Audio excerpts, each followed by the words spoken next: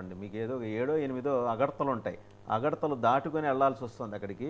ముందర దాని మీద కాన్సన్ట్రేట్ చేయమని చెప్పండి. ఒకసారి గోపి గారి దగ్గరికి వెళ్దాం, మళ్ళీ మీ దగ్గరకు వస్తా. గోపి గారు, టీమిండియా గెలుపుతోటి జనసేన విక్టరీని పోల్చారు నాగబాబు గారు, జనసేన జనరల్ సెక్రటరీ.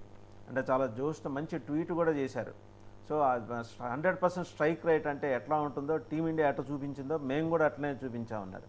సో జనసేనలో మొత్తానికి ఏంటంటే ఆవిర్భావ సభ ముందరే జోష్ ఒక 500% పెరిగినట్టు కనిపిస్తుంది. ఏమంటారు?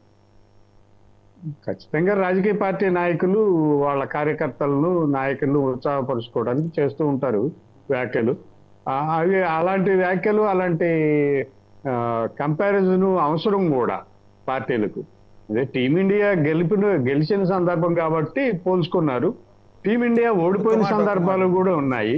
అవి కూడా గుర్తుపెట్టుకుంటే అప్పుడు మనం ఏం చేయలేము. అయితే రాజకీయ పార్టీ ఖచ్చితంగా ఒక గెలుపుని ప్రాతిపదిక తీసుకొని కార్యకర్తల్ని ఉత్సాహపరిచేదానికి ప్రయత్నం చేస్తూ ఉంటారు.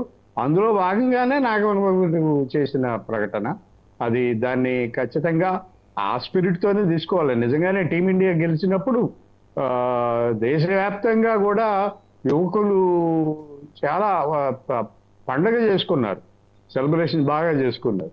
అదొక స్పిరిట్, నేషనల్ స్పిరిట్ లాగా అనిపించింది. సో అదే స్పిరిట్ ఒక రాజకీయ పార్టీలో కూడా కొనసాగితే ఆ పార్టీ నాయకులకి మంచిది. వాళ్ళు నాయకత్వంలో ఉంటారు, నాయకులుగా కొనసాగుతారు, అధికారంలో ఉంటారు, అధికారం అనుభవించగలుగుతారు. కాబట్టి అట్లాంటి వ్యాఖ్యలు పార్టీల నాయకులు చేయడం సహజం. గెలుపునే లక్ష్యంగా చేసుకొని వ్యాఖ్యలు చేస్తూ ఉంటారు, ఉత్సాహ